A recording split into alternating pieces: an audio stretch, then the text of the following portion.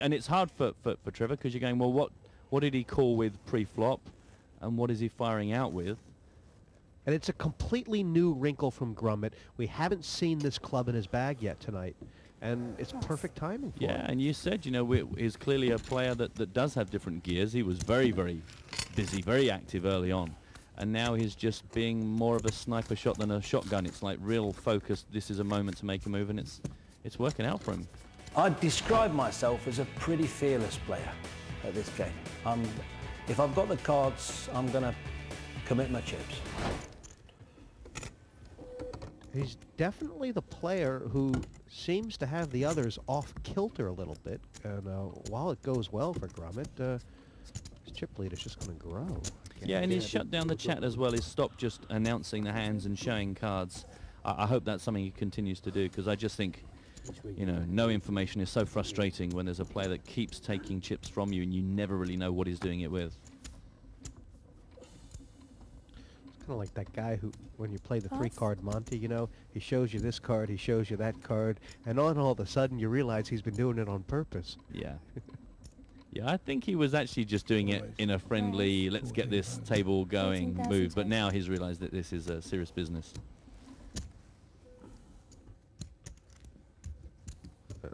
It's not a huge raise, but TR, he sort of used the low denomination chips to make it look powerful. Yeah. And it does. That's a Marcel Lusk move, isn't it? Keep the small chips, because then everyone thinks you've got a tower. Called by Cooper with a better hand, but I don't know if Rob really knows where he's at. And a better flop for Trevor. Yeah, yeah, absolutely. And it's a sort of flop that will encourage Trevor to stay in this, even if Cooper fires out. This is a Scandinavian move. Big TR is going to check raise all in. Yeah. I think, yeah. Either take the free card or check raise all in, right? The ace would be.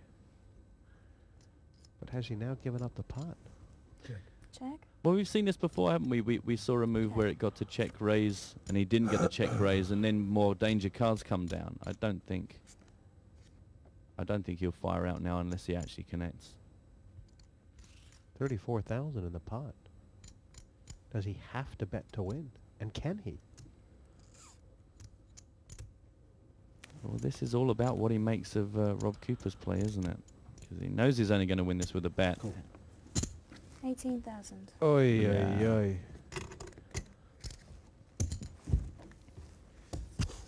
Yeah, you could sense that. It was the 8 did not look like a good card for Rob, did it? Cool. We see now not so many of those multi-way pots that were very early on. We were having lots of 3 players, 4 players going to the flop for cheap. That has now stopped because Paul Grummet is no longer limping in so much. Pass. And no one is being given a free ride. Pass. Cool. Check. No raise. These guys have played 2 or 3 pots like this, which has sort of been precipitated by Grummet abandoning his button this level. Not very much to get too excited about in these players' hands. Check. Check. See, interesting that Gray doesn't take a shot there. I think a lot of players would have taken a punt at that flop. Check. 7,000. Yeah, he's really allowed Hoy basically to have this, but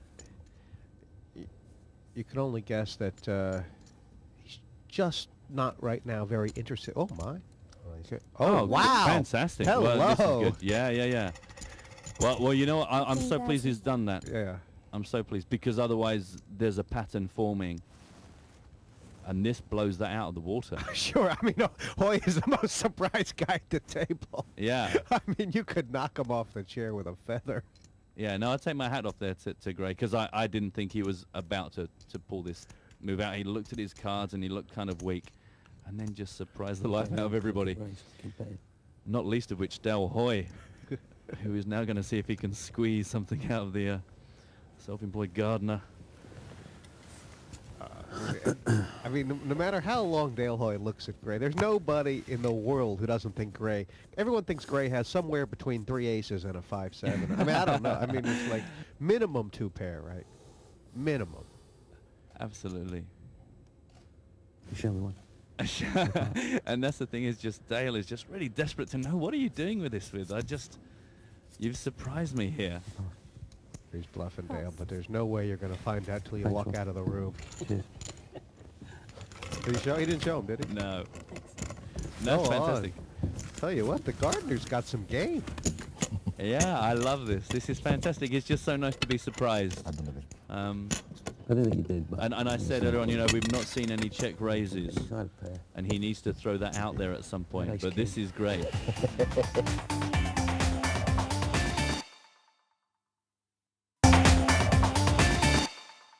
Welcome back to the PartyPoker.com World Open 4. Grummett in the big blind. He's only got 120,000. You know, it feels like he deserves to have more. That play he made with the King 4 really cost him. Raise. Yeah, he's been quiet, and he was ticking over and making moves regularly enough to keep him at the top of the pile, but he's just not been getting the cards. Pass. King Queen, no hand to the under the gun raise, and this is a real hand. Reardon might get on for everything. Well, he's up. He's got more to play with now. He might decide that the more profitable play is actually to play this through. Re-raise. Unless he just wants to give himself the opportunity to count out his stack and then decide to go all 15,000 in. more, But no, 27 he's going to try and pass. play this. This is kind of a little bit suspicious to his opponents, though, you would Pass. imagine. Yeah, he's made a smallish re-raise. worked. Mechanical. I have the feeling that Reardon just reckoned that Gray's raising requirements under the gun were strong enough that he might have a cold deck situation, which is it's kind of what it is. I mean, Gray may have got a little active with the ace queen. What do you think? I think Reardon just played it perfectly. I think he knew, as soon as he saw the cards he had, he knew how he should play it to make sure that they were all in. And this is the big spot for Reardon, 92%er. That's strong. And the 151,000 is going to put him for the chip lead. He was nearly an afterthought this heat. Yeah, no, he's made a lot of laydowns. He's been very thoughtful about the hands in which he got involved with. A safe flop. Runner for the straight. Right now, Gray's best shot. Yeah, this is unfortunate for Gray because he's worked very hard. He's been very, very creative to get himself where he is. Just, you know, very hard to get away from a short-ish stack with the likes of ace queen. 4 tens. Gray with a better shot now than he had before the flop. Yeah, it's still a pretty overwhelming favorite. That's massive. That's really going to make Trevor feel good.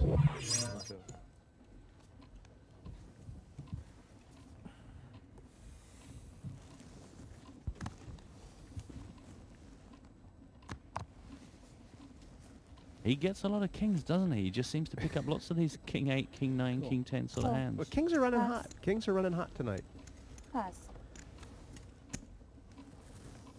Call. And no raise. Sneaky hand, going to take a look at that. You know, these limp pots with the blinds are all of a sudden 18K. I mean, it's 15% of an average stack. It's pretty gambly stuff. Yeah, but they just seem to have been Check. playing like this Check. for the majority of the time, is multiple players going to the flop and then play it through from there. There's quite a bit in the pot now just to get involved. Opportunity for Trevor, perhaps, to take this one? 8. Yeah, I think he's got enough of that. 8,000. Call. Quick call from Rob Cooper there. That's a quick call. What are his Pass. designs? Capable of a bluff on the river, perhaps? Well, I guess he knows the cards that he doesn't want to see. You know, if it comes down high, then you're no longer worried about the straight. If it comes down and it is one of the straight cards, or even better, the flush card. Yeah, I think that. Perfect card for Cooper. Yeah. I mean, obviously, diamond will be a little scary, but he pretty much has to call any bet. 24,000. This is Called. now the Yeah. second time that Reardon has been caught bluffing by Cooper with kind of the perfect card on the river, looking sort of an innocuous-looking card being Cooper's perfect one. Yeah, and he knows exactly what he's going to do. He knows the card he's hoping to come down. He knows what Reardon will do, and he just doesn't waste any time calling. I like some of the people that you play with. You know, you meet some interesting characters, and I just like the mental side of it.